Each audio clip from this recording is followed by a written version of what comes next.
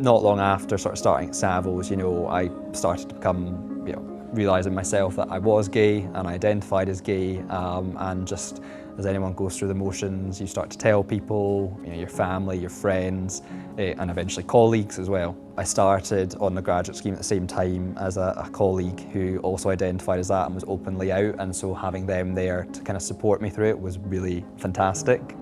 I didn't really have a coming out. I didn't ever feel like I had to until I actually started dating my fiance, and I had to kind of have that conversation of I'm dating a woman. Grew up in a small town in rural Lincolnshire called Louth, and when I finally did realise I was gay in my early teens, I never really thought that I would be able to be my true self in Louth. Fortunately, I have lots of supportive friends, I've got a great family around me.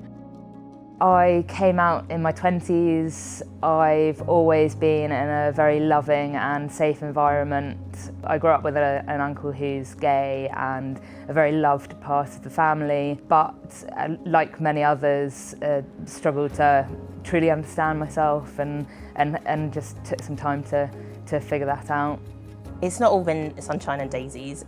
We had some really awful things happen to us when we first moved in together. We had hate crime happen from our neighbour, so we ended up moving house.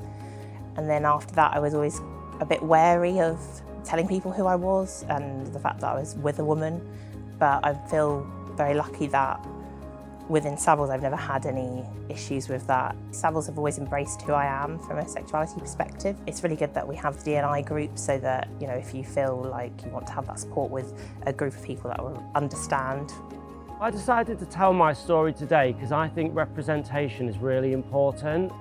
I feel like representation is important in the rural community and it's important in the construction and property sector. I don't think that your sexuality should define where you live or where you choose to work. It's good to have representation, to have this conversation and show that everyone has a different story to tell.